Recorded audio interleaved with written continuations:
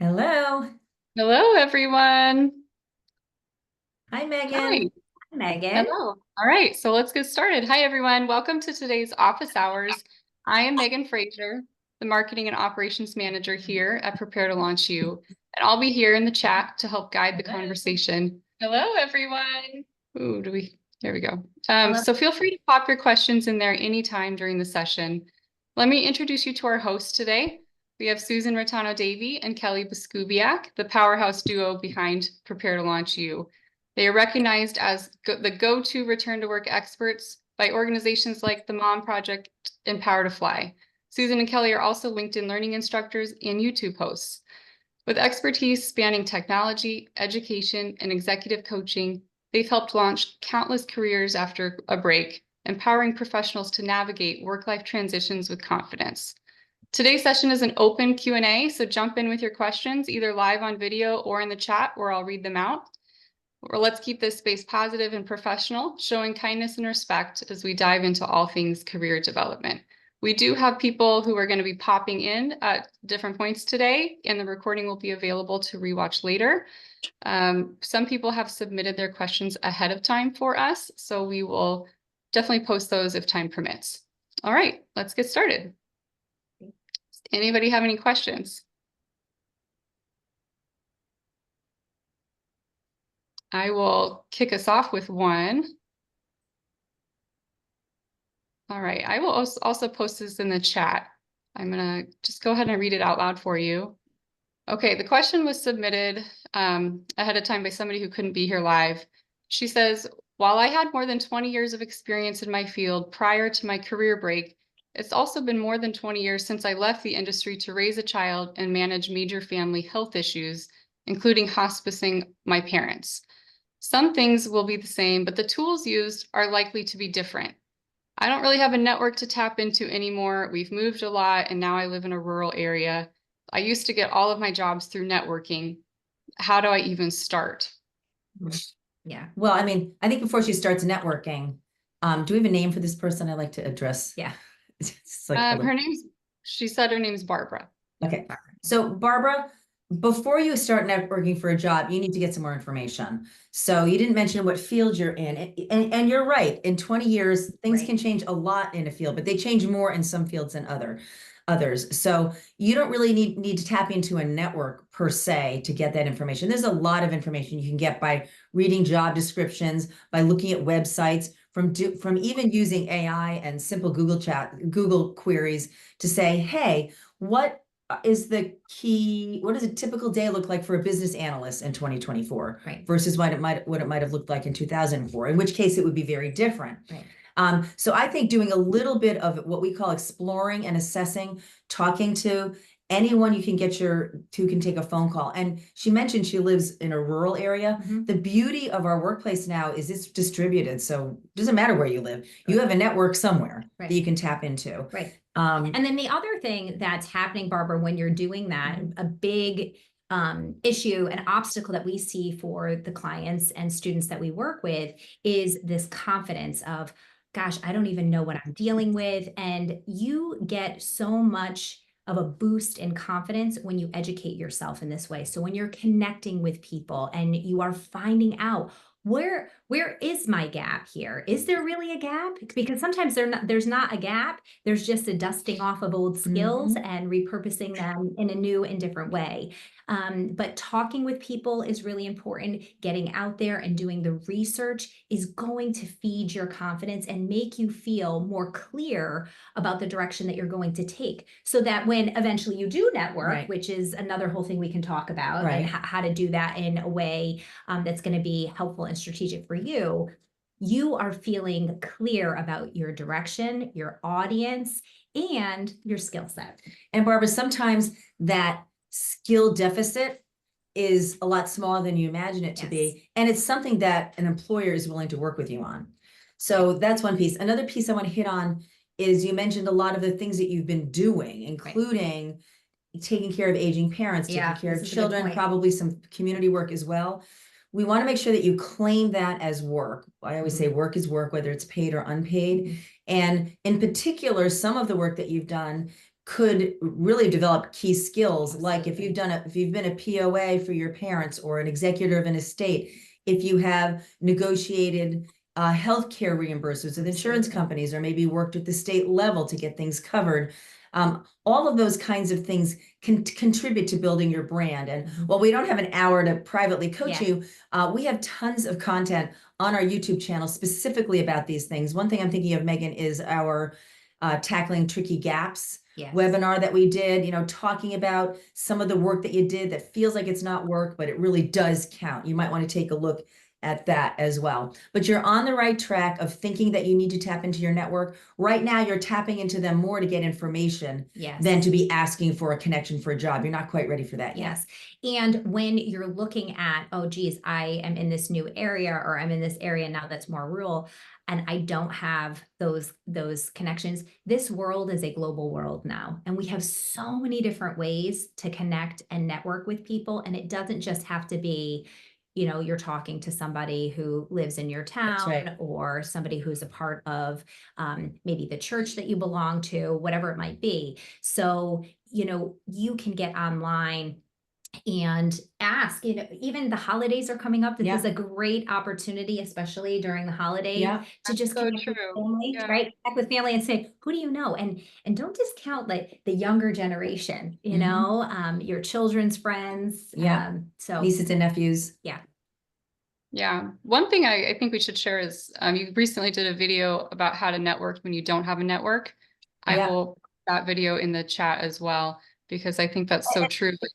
It's a bit of a play on words because we all have networks. And I think what we forget is that even though the people with whom we might be closest at this point, in your case, Barbara, as a caregiver, it might be other caregivers, they may not be working, but they are married to somebody who's working. They're the sibling of somebody who's working. They used to work. Mhm. So everyone around us has maybe that next level of connection who could really help us. And we want to be aware of that always. Right. Yeah, great. Thank you. I think you really covered Barbara's Okay. question well. Let's move on to the next one. Unless somebody has something they want to pop in, feel free to do so in the chat. Okay, the next question is, I had a career in marketing and then took a 9-year professional career break. During my break, I had held a few part-time roles and also launched an e-commerce business and was an active volunteer at my children's schools. I went back to work for 10 months in program management, but it wasn't a good fit. I needed to step away to help my aging parents. Now I'm pursuing some online courses in digital and e-commerce and looking to find an age-friendly job. I'm 58. How do I figure out what to do next? Okay. So again, a lot to unpack. And what's her name? Her name's Christy. Okay. So Christy, there's so much to unpack here. I mean, I really want to address, like, how do you talk about the odd jobs that you've done? So why don't we start Right. there? Often women will not count any of the part-time jobs that they've done, or maybe a side gig. We have a lot of students and clients who will do like a side Etsy business or a side trade show business, and they won't count that. Right. So those things all count. Sometimes it's a matter of how you present them. Mhm. So in your case, since it sounds like you've done work kind of in the same lane, you might want to present it when you're talking to people or on your resume as just one umbrella, like Christie Enterprises, and not that, but I mean, just the general idea, and talk Your about the initials fact, is a better way yeah, to go yeah. with that. And talk about some of the part-time work that you've done, and think of it more as select engagements as opposed to perhaps a sequence of part-time jobs. Mhm. Talk about the e-commerce business that you started, and focus on, since it sounds like you've got a marketing bend, focus on the efforts that you've done to marketing. So less on the bookkeeping and the investment Right. piece, and more on the digital marketing, on the brick and mortar marketing, on the putting the marketing plan together, on the messaging, and all those kinds of things. So thinking about yourself in that way, and recognizing, we're actually glad that you said that you've been working, because you have been working, Mhm. recognizing that 9 years of work as work. work, and reflecting the skills that you acquired, the new skills, and then the skills that you continued to maintain and perfect. Right. Really important. And, in between the time of you landing a job and now, if you take on any other volunteer roles, make sure it is something that you're doing that actually aligns with this career that you want to go into, or that you want to. So we call that ignite. strategic volunteering, signing up for the things that are going to help you develop your skill set in the direction you want to go. And I would also say, Christy, that sometimes we can cut ourselves short and not really remember that, oh, I did that, or I did that one day thing for so-and-so. That matters. And that actually is something that you can put under that select engagements include that Susan's talking about in your resume. And so sitting down and really thinking about the course of these last 9 years and on just a blank sheet of paper, writing out all of the things, and then find that common thread that makes your case for taking this E-commerce and marketing job. Yeah. So you also mentioned age, and you know, it's so funny. We have students in their late 30s that are worried about age discrimination. Here's the deal. The length of our work lives is extending as the length of our lives extends. Right. So if you're 58, you're my contemporary, you're going to be working, you could easily work for another 20, if not 25 more years. My mom is 85 and still working part-time by choice. So the ramp is longer now. In some industries, it's a little harder to stay longer than others. Right. But in your industry, you'd be fine. 58 is not old for that workplace. But you need to be not telling yourself that you're too old, number one. And then number two, there are a few things that you can do to mitigate your age. So one is to make sure that you are current with just the essential day-to-day technologies. Don't try to assume what platforms you need to know in your new role, because they may change from organization to organization. But you should be very fluent with Google Suite. You should be very fluent with Microsoft Office. You should be very comfortable in working in a video sequencing or video platform like this. Yes. And a lot of what Susan's talking about can be found in LinkedIn Learning. That is an upgrade in your current status. If you're not, is it a premium? It's a premium, but you can also, most public libraries will give you access to LinkedIn Learning. And those are nice short courses, and they're so specific. You could say something like, you know, presenting yourself younger on camera, for example. So much of the bar of age that relates to energy.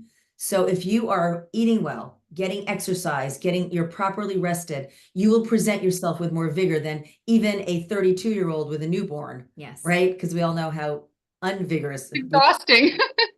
Yeah. Right. Yeah. So consider it less. And then the last thing we'll say about age is don't try to conceal your age. If I really am that fixated on how old you are, Christy, I can find out in 10 seconds flat using my phone.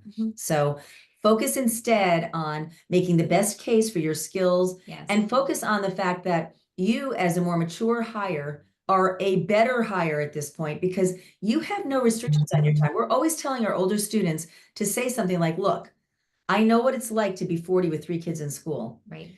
I don't have that anymore. Right. My kids are launched, my parents are safe, and I am fully available. The best teams are multi-generational. They rely on those older people for institutional wisdom, for maturity, for professional wisdom, and also for availability. So don't be afraid to just own it. Be right up front when you're talking to people. I'm at a point right now as an empty nester where I am fully available and I am really eager to dive in. Yeah. You know, I just want to talk one more piece on age, because I think oftentimes what we also hear, and I'm not sure, Christy, if you feel this way, but if you've hit a pinnacle or a higher level of role in your former career in during that time, sometimes what our students will say is, I feel intimidating, or, you know, it's like I'm going to take their job. And one of the things that we really steer them towards is owning that as well, that I'm actually making a strategic decision to take a lesser role. And I don't think that's a little bit about that. I don't think that's the case for Christy. But what Kelley's mentioning is if you had left the workplace as a vice president or a director, 2 things are at play. One, it is harder to go back at that level after being out for a decade, but you don't want to sell yourself short and go into entry level. The other challenge, however, is if you left at that level and now you're applying for a mid-level position, how do you talk around that? In many cases, that may be all you're qualified for, but in others, you are interviewing with someone who knows that there's a likelihood that you want their job, Right. or that you'll only stay in this lower level job until you can find something else that's high level. And in that case, you have to really decide what's right for you. You may be very eager to fill that higher level role. Right. If that's the case, then work on getting it out of the gate. If at this point in your life, you are no longer motivated by money or title or level of control, Or and willing to give the number of hours often that Yeah, it takes for that level. exactly. Yeah. You can own that. And what Kelley mentions is to say something like, you may be concerned about the level that I've previously worked, and the fact that I'm interviewing right now for an associate position. That's by design. I'm at the fortunate place in my life where I can really choose to do what I want to do. I love doing the work. I don't want to be in charge. I've done that before. Right. I was good at it. It's not what I want to do right now at this point in my life. And fortunately, I'm financially well off enough that I don't have to. Right. So you get a real bargain with me. You're getting someone who could certainly think and operate at that higher level, but who only wants to work at this level and will be very pleased to be a contributing part of the team and not overseeing the team. Yeah. Yeah. Great. Right. Okay, we have a question from Norma. She's in our call live right now. I'm going to read it out loud unless you want to read it, Norma. Would you like to unmute your mic and you read it? She says, hi. I can't access her mic. Okay, well, I'm happy to read it for you. No problem. Okay, so she wrote, my concern is coming back into the workforce part-time in human resources. It's been impossible. Do you have any suggestions for jobs for 60+ women to work part-time? My passion is recruiting and employment. Yeah. Interesting. Okay. Yeah. I mean, that is right up my alley. So Yeah. my last company was the original flexible work consulting company. We helped companies understand why and then how to set up flexible work policies so they wouldn't lose every 30-year-old woman when she had a baby. This was back in the 90s and early 2000s. So one thing right off the bat, nobody is going to advertise a professional part-time job. It is very rare. Yeah. Because the bottom line is that every hiring manager wants someone, I always say, who's someone who's 22 and can work, 70 hours a week with 18 years of experience. I mean, it just doesn't exist, right? So we aren't going to advertise part-time jobs because ideally we really want everybody to be working full-time on site, even though that's not realistic. So your job is to find the roles that are a really good fit for you, that are right in your sweet spot, to go through the process of interviewing. And depending, Norma, on how much part-time you want. If you're just looking to work 4 days a week or 5 shorter days a week, then that's an easy negotiable after you've been given a job offer. 20 hours. 20, That's okay. 20 hours. And Okay, she has good. a master's in HR management. So So if you're looking to do half-time work, again, what you'll want to do is look at those full-time jobs that are being offered. And in this case, earlier, not with a recruiter, because the recruiter has no authority to give you the job. Once you're interviewing in front of a hiring manager, to just broach the subject and say, look, I'm really interested at this point in my life in working a part-time schedule. And I think you could do a little legwork ahead of time to see if the company even has an established policy. That's not the best gauge, because sometimes they have great policies, but they don't use them. But doing a little bit of online sleuthing to see, is this a company that honors part-time work? Another thing you could do is pitch yourself proactively as a consultant. So do you need benefits? Are you looking for like regular work with benefits, or could you do project work? She said something about. You said, I'm flexible. I'd work on a project full-time, no benefits needed. Okay. So in that case, you might want to consider looking at some of the HR consulting firms and offering your services as one of their experts. That doesn't pay as well because they're taking their cut. Another is to network yourself, to put yourself out there as someone who can do project work. Another one is a big one for our company years ago was maternity leave. So raising your hand to be someone who would be available to cover family leave, maternity leave, paternity leave. And then you're kind of in that position. Maybe the woman doesn't want to come back right away. Maybe she wants to ease back in part-time. So you're in place to do that. Because of your specific specialty, again, it's highly transactional. Recruiting work is highly transactional. That work lends itself very well to part-time project works. But we want to make sure that you're really clear on the language, because you're a project worker doesn't necessarily mean you're part-time. In many cases, projects can be 80 hours a week. So being very clear on your boundaries, what you're available to do, and the kinds of assignments that you take on. This is done by networking and having conversations. Right. with You're not people going to find directly. You're not jobs. You're not just advertised. applying online No. and writing this in a cover letter, No. or you're not doing that. These are conversations that you're having via networking, just to see the need. And we are in an economy where some of the first places that go, like where they lay off, is in HR. And so, but that doesn't mean the work goes away. And so networking to talk with people about, are you open to?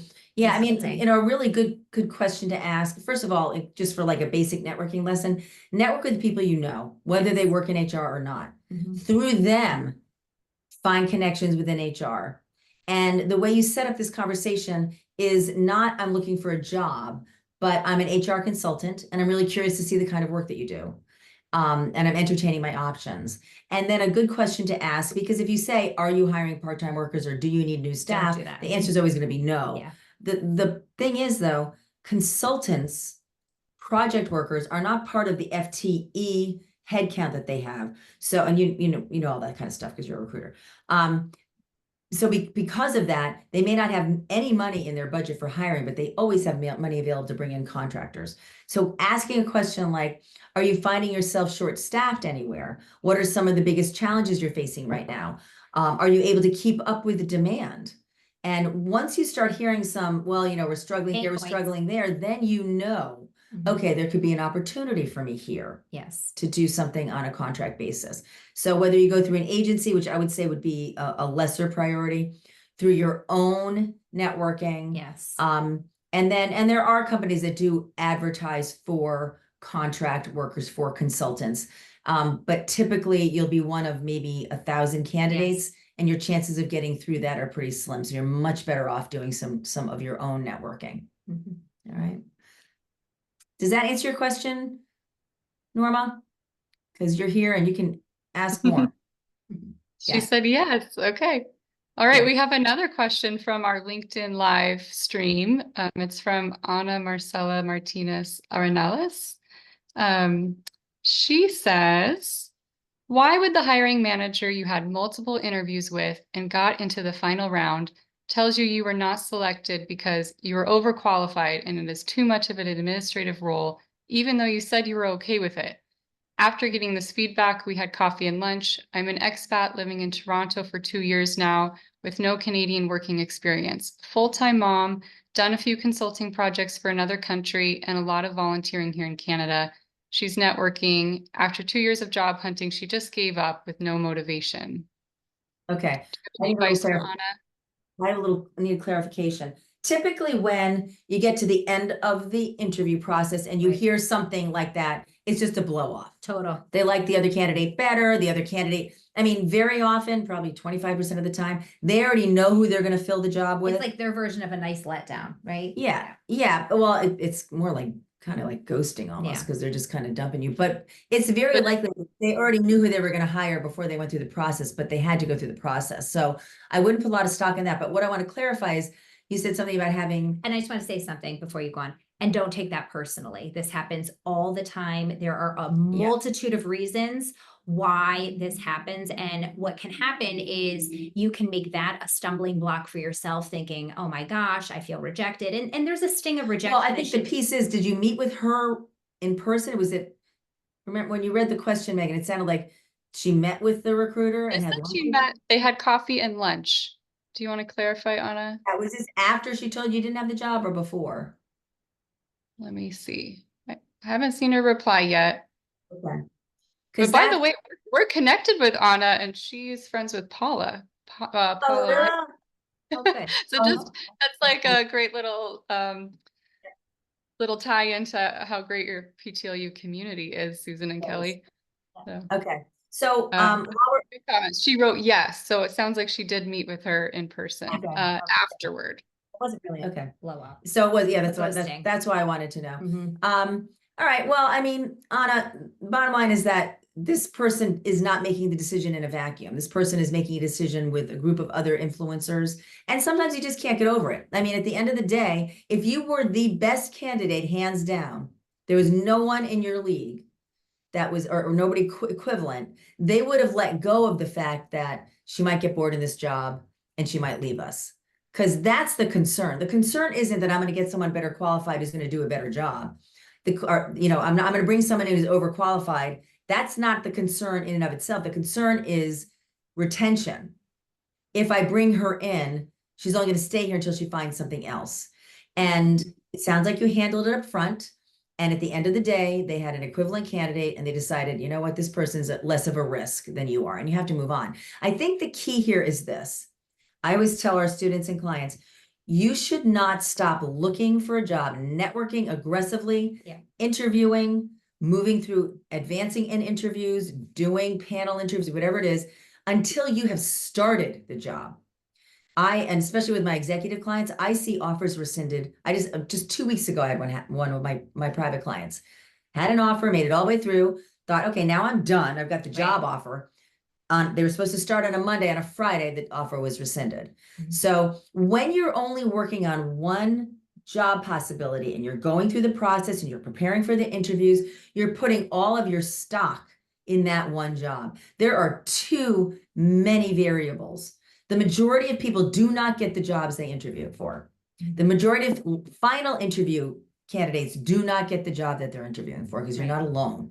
So when you are going through the process, you're always interviewing with others. You've got your irons in the fire is what we say. Yeah, that's what we say. Having lots of irons in the fire. And then when you do get to this point and, you don't get the job, the sting is a little less because you're thinking, I've got other things that could pop and I haven't put the rest of my job search on pause completely. It's also very empowering to let people know when you're interviewing that you're interviewing elsewhere. So I'm sure we have it in one of our YouTube videos where I kind of teach how to drop that line in an interview about, well, Kelley, I've really enjoyed our time together today. This has been great. And, I am in the process with a number of other employers right now, but based on our time together today, I'm really most enthusiastic about this role. So what I've done in that instance is I've let her know I'm shopping too. Exactly. I've got other options. Yeah. Even if you have applied to a job and send that in. That's why I use the language in the process. So it's truthful. It's just that you're using it for your own leverage in that moment to let them know that you are shopping. Yeah, they always want what they can't have. If somebody else wants you, it almost makes you seem like more valuable in their eyes, right? In this case, you could even go a step further and say, I have other options with other people at this level, because that was the. Yeah, exactly. Right? You could say that too. Yeah. Hope so is helpful. All right. Tell Paula we can follow. If you want to follow up with us, let us know how that goes. We wish you the best of luck, Anna. We feel you. It's frustrating. Okay. Our next question was submitted ahead of time. It's from Kim. She says, job postings now seem to include a lot more technology requirements that few would have access or ability to learn unless in an educational or work setting. How much of this is just employers throwing technology at a problem and not really building a business or company aiming for long-term success selling a quality product? It's neither. Yeah. It's basically because they have access to this easy to program algorithm, they just load on the requirements. Yeah. And part of the reason is authentic in that if you're sensitive to the hiring manager, the recruiter, when they put a job posting out 20 years ago, they might get 50 paper applications. That same job will now get 500 to 1,000, sometimes 5,000 applications. So the thought process is the more exclusive I make this by loading on requirements, many of them technical, the fewer applicants I'll get. Right. And it does work pretty well with women because women tend not to apply for jobs unless they meet almost all the criteria. It does not work for men. Men typically apply for jobs if they meet 40% of the criteria. And they're smart to do so because it's usually somewhere about 50% is legit and 50% might be nice to have or it doesn't even matter. So I think the bigger issue here is to reconsider how you're looking for jobs, because the typical American has only about 20% of Americans get their jobs by applying online. If you take out people who have jobs that are easily commodified down to simple skill sets like application development, computer programming, coding, those kinds of things, it might be 12 to 15%. But then if you look at your resume or anybody who follows us or ours back in the day, where you might have a couple of career hops, you might have a break, you might have a pivot. If you don't fall into a very common pattern, because remember that what's reading this is just a computer program that's looking for on and off switches. They're just looking for yes, no's. And if you can't answer yes to everything, you won't get through. So your chances of even getting an interview are so low, it's just not worth your time. So as we said to Norma, Barbara, and Christy, networking is key. Understanding talking to people, finding out where opportunities exist even before they're posted by asking some of the questions I gave earlier to Christy, like, what are some of your pain points? Where are you struggling right now? Where are you not meeting your goals? Where are you short-staffed? Those kinds of questions to find out where there might be an opportunity. Taking the job that you see posted online and finding out, who do I know that works at this company? And could they potentially, even if they're not working in that part of the organization, could they put me in contact with somebody who does work in that part of the organization so I can have a real conversation? That education that you're going to gain, the data that you're going to gather from having a real live conversation and connection with someone is going to help and serve you so much better. The other thing is, in a lot of organizations, if you make a networking connection and you end up in the process and you end up landing the job, the person that you've networked with can get a financial kickback from the company. So and it's significant. I mean, I have a friend's daughter works in Boston for a small, mid-sized consulting company. She gets $10,000 for any candidate she refers who gets hired. So, and this can work retroactively too. So let's say you saw a job that you loved and you said, you know what, I'm going to take that 5% chance. I'm going to apply. And maybe it made sense because the application is closing and you want to make sure you're at least in the system. You can marry that with some type of connection, like Kelley mentioned. Dig through your LinkedIn, talk to people you know. Who do you know who works at ABC company? I really want to work there. The person you speak with does not have to have any influence in that job that you want. They may not even be in the same department or the same location. But if they work for the company and they talk to you for 10 minutes and you say, would you feel comfortable hand delivering my resume to the hiring manager? I've already applied online, but I'd like someone. And I have legions of stories where this has worked with very unlikely cases to advance someone. I can tell you as a hiring manager, if I have 1,000 candidates, and let's say my recruiter brings that list down to 100 for me, that's still 100 people who are unknown. 100 people who could maybe not really be telling me the truth in their application. 100 people, many of whom would never even take a job with me. They're just throwing an application in for ha-has. Those 100 people don't stand a chance next to you if one of my current employees who I know and respect comes up to me and says, Susan, I spoke with Kelley for 15 minutes. We went to the same university. She sounds really solid. I know more about Kelley from that 5-second conversation that I just had with my employee than I do about any of the other 99. I know she's alive.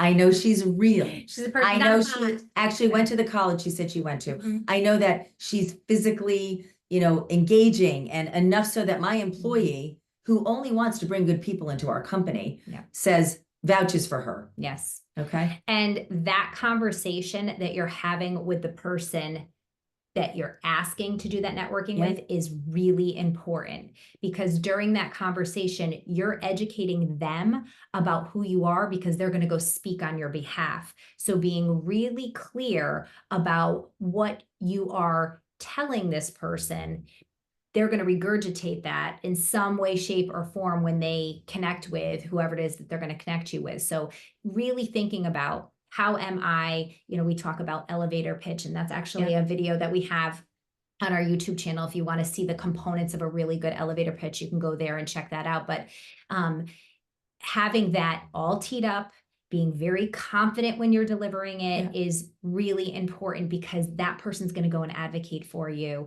And so that first conversation that you have, that networking conversation, is really important one. Okay. Good luck. Yeah, thank you. Okay, our next question is resume. Eva says, do you suggest building a hybrid resume after a 15-year career break, or do you recommend the chronological model? So I think what she means is a functional resume. Yeah. Okay. Well, I said hybrid, but I think that's what she's meaning is kind Yeah. of one of the resumes that highlights your skills. Yeah. So definitely chronological. Yeah.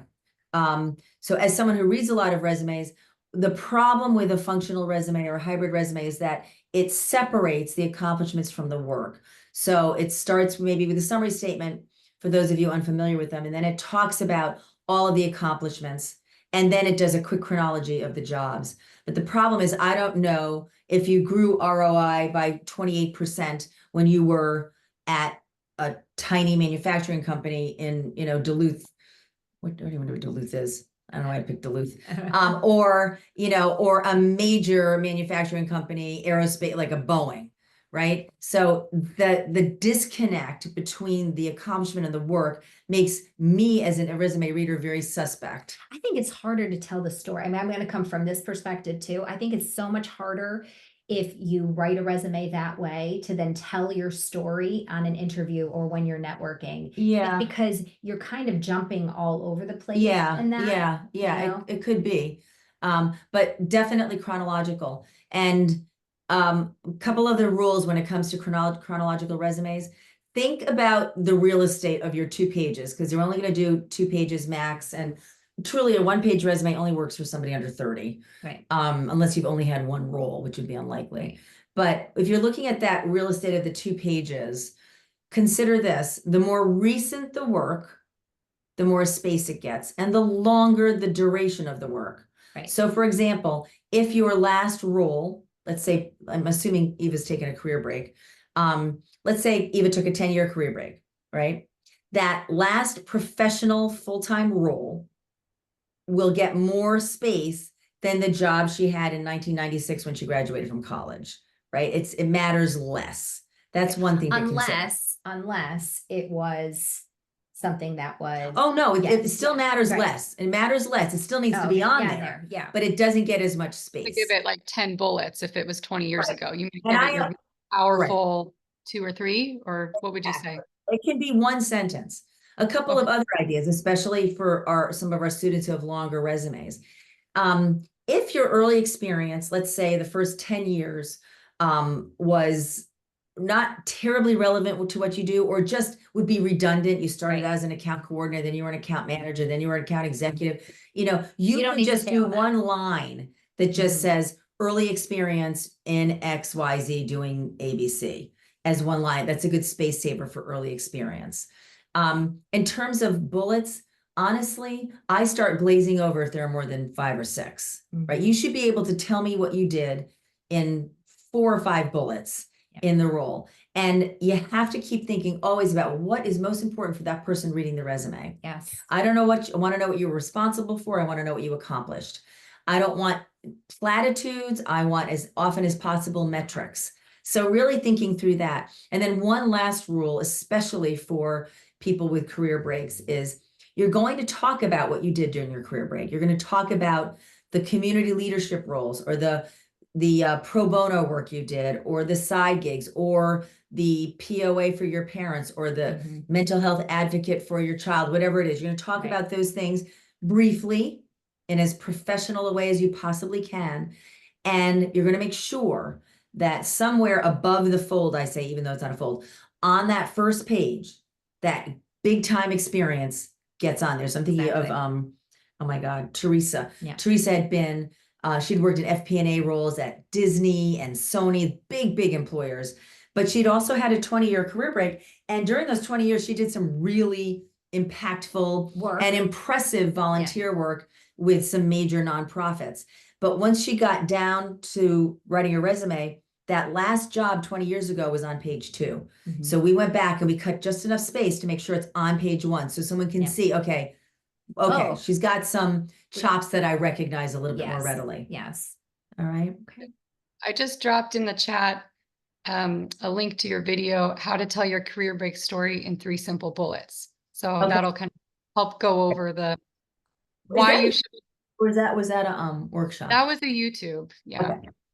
Yeah. I think you also have a webinar that's in a related topic. If I can find it, Oh I will. my, Stuff on back there. resume, but we actually have a whole resume playlist That's for right. you to. Yeah, I put that in the chat. Mhm. Right. Good. Okay. I think we have time for just a couple more questions. Again, if you're live and joining us, feel free to just post them in the chat, or you can raise your hand. We'll call on you if you're in our Zoom room. Okay.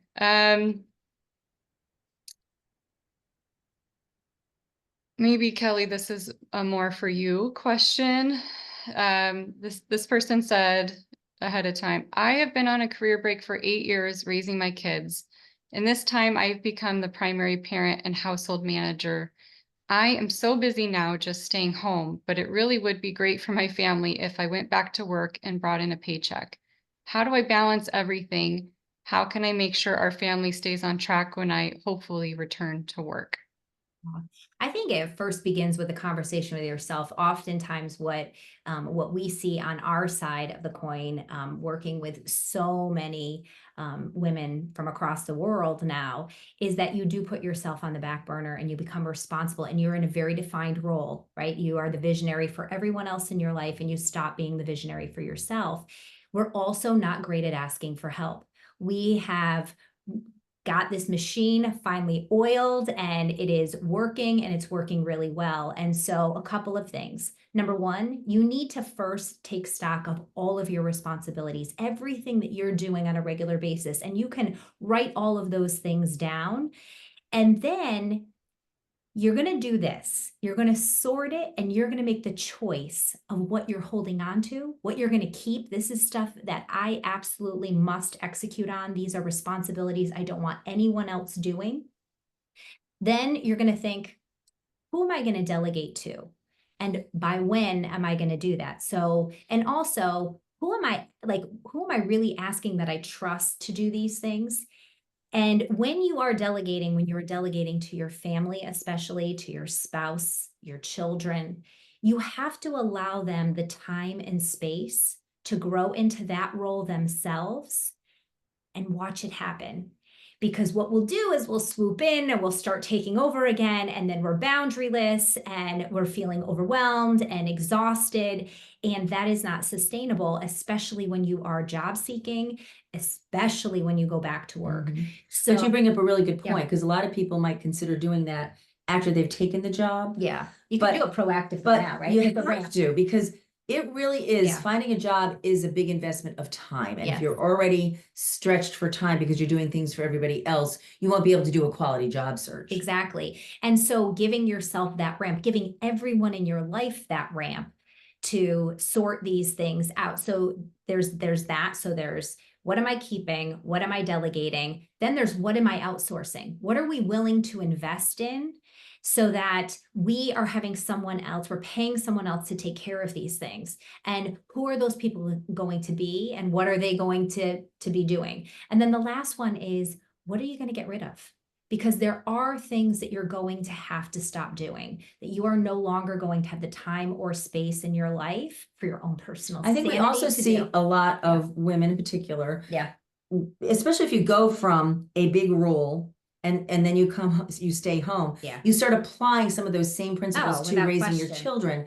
And I think one of the things we see a lot, I saw a lot in my old company where I did placement, where they would start the job and they'd be like, oh my God, I was raising children who couldn't make a sandwich.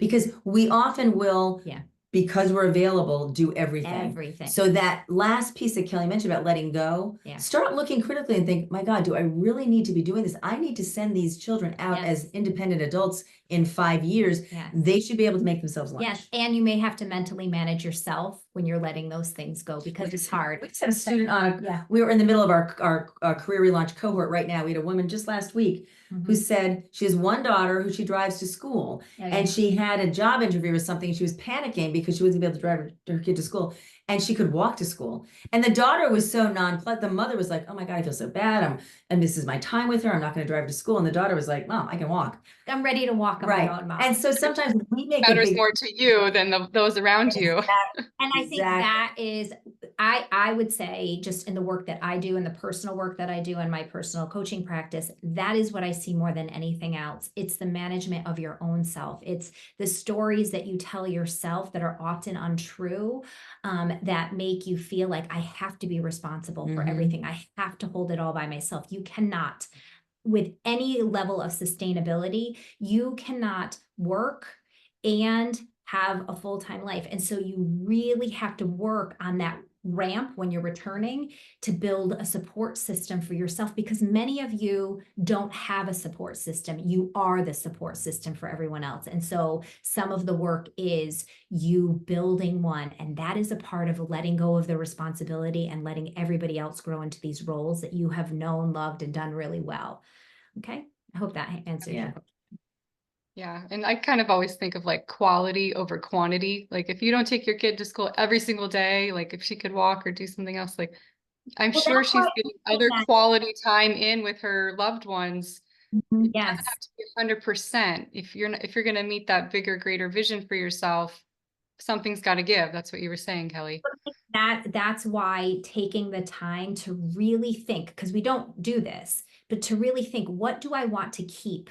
What is so important to me that is going to speak to that quality, that is something that I need to be doing. And having that conversation with yourself is so helpful. So Yeah. helpful. Yeah. Good. Okay, I think let's do one final question unless we get some more live questions submitted. But I like to end on this one because we get it all the time.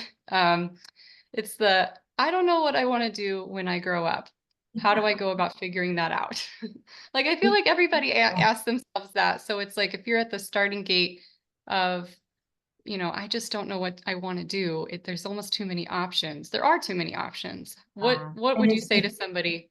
And they're changing. We touched a little on this with Barbara when we talked about exploring and assessing. But before beginning that, and we'll describe how that works, you need to really understand what your key priorities are. So we know that the job market is a market and employers are buying talent, but we don't always consider the fact that we are also shopping for that proper employer. So the first step is really understanding right now what your key priorities are, and they change. So what we hear, we actually money. Yeah, we're going through this right now with our students. So money can sometimes top the list. Sometimes it's not even money. Sometimes you have a spouse who's self-employed and does well financially, but has no benefits, and you have 3 kids. And sometimes it's the non-monetary things. It's flexibility. It might be creative control. I really like running things. Leadership. It might be community. I want to make sure that I'm social. And each one of these is a determinant. Because, for example, if social connection is at the top of your priority list, you're probably not going to want to take a job in a distributed organization where everybody works out of their homes. Yes, remote. So really looking at those things, kind of making that list first. And then taking a look at, what can I do? So very often women who are returning to work will just stay there.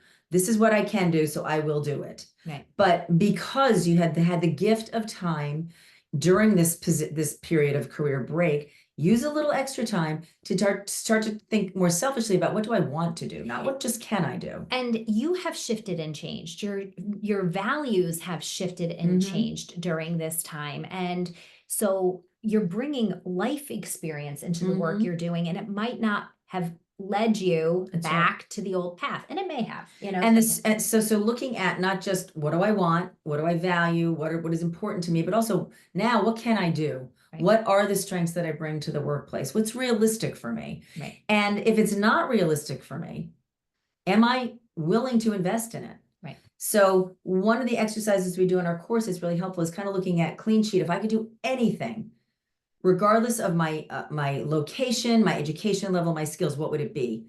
And then asking yourself honestly, is this something that's achievable? What would it take to achieve this job? So if you're 50 and your dream job is to be an orthopedic surgeon, look at it. Do some exploring and assessing, like we talked about with Barbara.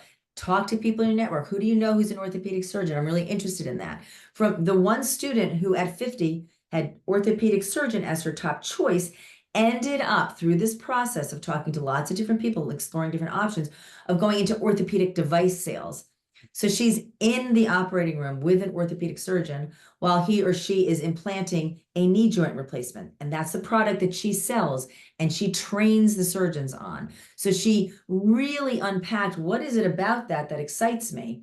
And then applied her key skills, which were sales, to do it in a different way. Yes. Yes.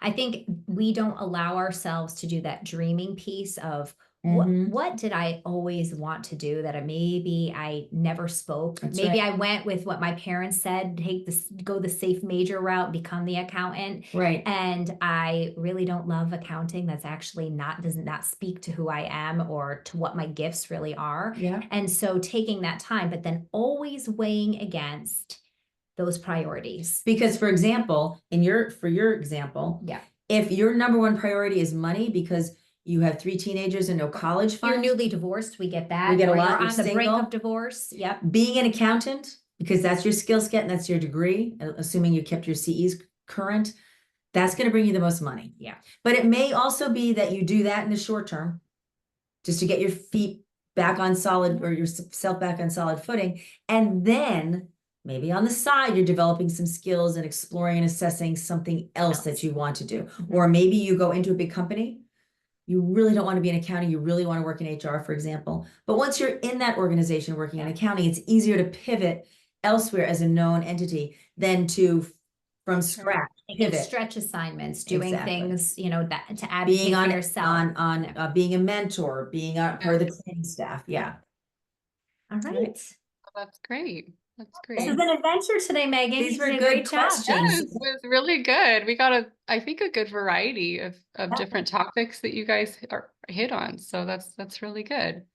If anybody has a last minute question, drop it in the chat. Otherwise, I just shared how to connect with us. If you'd like to sign up for email updates from Susan and Kelley and prepare to launch you, you can do so at that link. Also, I dropped their LinkedIn. Their LinkedIn platforms and a link to their YouTube channel as well. So if you'd like to follow up with them, do you guys want to just kind of share? We didn't do this in the beginning. What is Prepare to Launch You for anybody who's brand new, and what do you offer? So we're a learning company that guides women, mostly women, and professionals through work-life challenges. So, and those key transitions. Early career, we have programs for women navigating their first maternity leave, or parents, family members navigating family leave. Our flagship course is a 10-week program for women returning to work after career breaks of any length, or making a major career pivot. That's offered 3 times a year. We have 3 courses on the LinkedIn platform for a variety of topics. And we spotlight courses. And we have some short, that's right. We have a resume writing course just for women who are returning to work after career breaks. Another on LinkedIn. Running your LinkedIn page. As Megan said, if you really wanted to figure out how to return to work after a career break and you didn't want to spend the time to be in a course, even though it's an awesome experience, you could just troll our YouTube channel and pull together enough to support you that way. There's a lot of great information on there. And Megan is working for us to very soon be on Spotify as well. So you can listen to us if you prefer. I think another important piece to our company is the community that we have. And this journey, Susan and I both did our own version of this. This is why we started this company to begin with, because we really felt like, gosh, I don't know where to begin, or I don't know who to talk to, or what are the steps I should be taking. And so that education piece we felt was so important, but this beautiful community has been born out of these courses that we have. And it feels so lonely on this journey. You feel like you're the only one when you are getting ghosted on interviews, or you are submitting things online and thinking, geez, why am I not hearing back? It starts to feel very personal. And our community is such a great support system for that. It's such a great place for you to really feel seen and heard and validated in what can be a really challenging journey to have to take. So I just and Megan took the journey with us. Yeah, Megan I was going to say, I can attest to that. I was a student of yours, and I was feeling all those things like, I want to get back to work and I don't know how. I have a lot of friends who never left the workforce, and so they don't really understand having that career gap. It felt like such a huge hurdle, and where do I even go? And so just having the community, the support, the structure was just instrumental for me. And then of course I landed with you guys, which Really has been instrumental for you. Yes. such a joy. But yeah, it's been a good ride. So anyway, I think we'll wrap up. I appreciate everybody who joined us live today. We will share the recording for those who registered ahead of time and maybe weren't able to watch the whole thing. They can go back and watch it. And we hope that you all connect with us and have a great rest of your week. Happy Halloween, everybody. Bye, everyone. All right. Bye. Thank you.